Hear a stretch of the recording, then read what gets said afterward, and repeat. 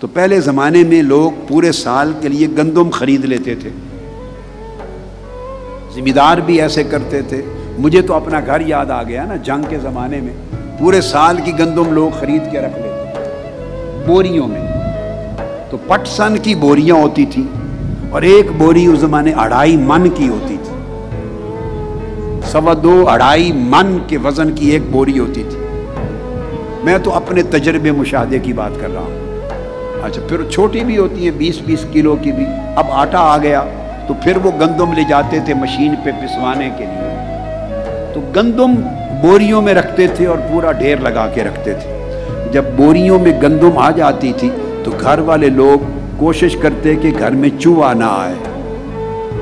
بہت سے گھروں میں ان کو خبر ہو جاتی کہ اس گھر میں گندم ہے تو چوہے گھس جاتے تھے،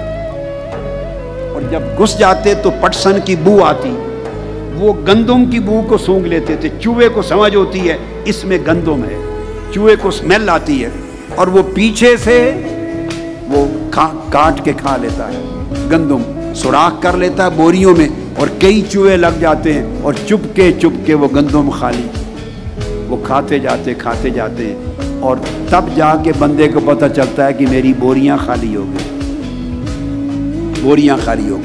مولانا روم نے مثال دی ہے آگے چل کے، وہ کہتے ہیں بندے دیکھ، تیری زندگی گزر گئی اعمال اور عبادات کرتے ہوئے، اگر نفس کا چوہا تیری گندم کو کھانے والا، چھپ کے کھانے والا نہ ہوتا تو 40 سال میں جو کچھ کیا اس کا اثر کچھ تو ہوتا تیری زندگی پر۔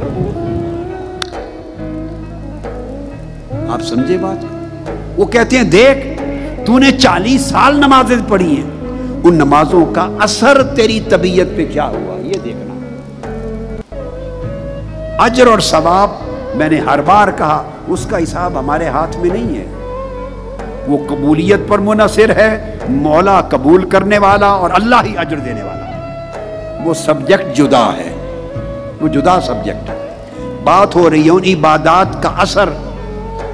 آپ کی ہماری طبیعت پہ کیا ہوا، اس طبیعت کے اخلاق کتنے سنورے، اس طبیعت میں کتنی شستگی آئی، کتنی شستہ ہوئی طبیعت، کتنی نرم ہوئی، اللہ کے حضور سجدے کر کر کر کر کر سبحان ربی العظیم، سبحان ربی الاعلی، ماتھا زمین پہ ٹیک ٹیک کر 50 سال گزر گئے، 40 سال گزر گئے مناجات کرتے۔ اس نے تیری طبیعت کی سختی کو کتنا نرمی میں بدلا، تیرے من کا اندھیرا کتنا دور ہوا، تیرے اخلاق کتنے سنورے،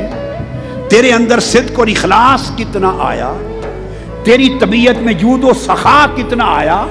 یا اگر آج زندگی بھر عبادت کر کر کے، روزے رکھ رکھ کے، نیکیاں کر کر، تسبیح ورد وظیفے، اتوں دوویں لتاں گوڑے، تیرے اندر رہی پلیتی، بلے شاہ صاحب تو کرام ہے، اتوں دوویں لتاں گوڑے، تیرے اندر رہی پلیتی،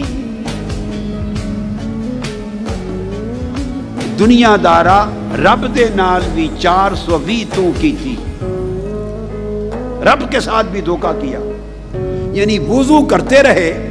50 سال 60 سال گزر گئے، وضو کر کے لتاں گوڑے دھوتے رہے، پاؤں ہاتھ بازو چہرے اس کو دھوتے رہے، مگر من کو نہ دھویا،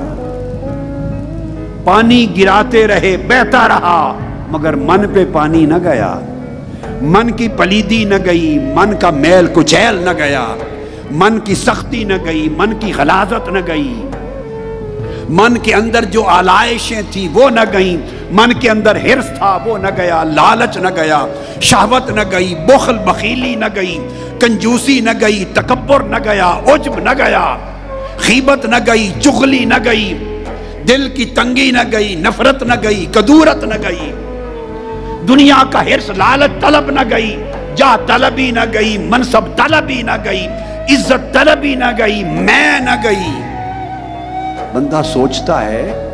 انہوں نے توجہ دلائی مولانا روم نے کہ بندے اپنی عمر کا حساب کر، کتنا زمانہ گزر گیا تجھے عبادت کرتے۔